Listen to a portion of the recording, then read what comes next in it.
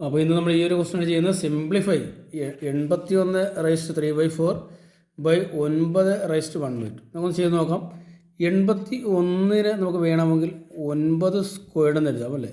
9ൻ്റെ സ്ക്വയറാണ് 81 by 3/4 divided by 9/1/2. ഇവിടെ നോക്കണ്ടേ, ഈ 9 സ്ക്വയർഡ് ഇത് നമുക്ക് എങ്ങനെ ചെയ്യാൻ പറ്റും? 9/2 ഇൻറ്റു 3/4 ഇങ്ങനെ എഴുതാമല്ലോ.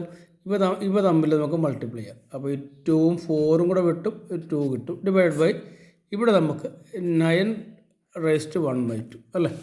ഇവിടെ ബേസ് രണ്ടിന് സെയിം ആണ്. അപ്പോൾ നമുക്കിവിടെ ബേസ് സെയിം ആയതുകൊണ്ട് ഈ തന്നിരിക്കുന്ന നമ്പറും ഈ രണ്ട് പവറുകൾ തമ്മിൽ ഡിഫറൻസ് കണ്ടാൽ മതി.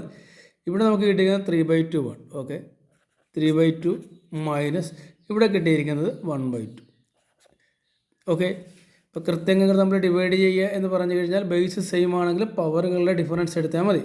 അപ്പോൾ 3/2 ഇവിടെ നോക്കണ്ടേ, ഇവിടെ നോക്കുക, നമ്മളുടെ ഡിനോമിനേറ്റർ സെയിം ആണ്, 2 ആണ്. അപ്പോൾ നമുക്ക് 3 - 1 എന്ന് എഴുതാം.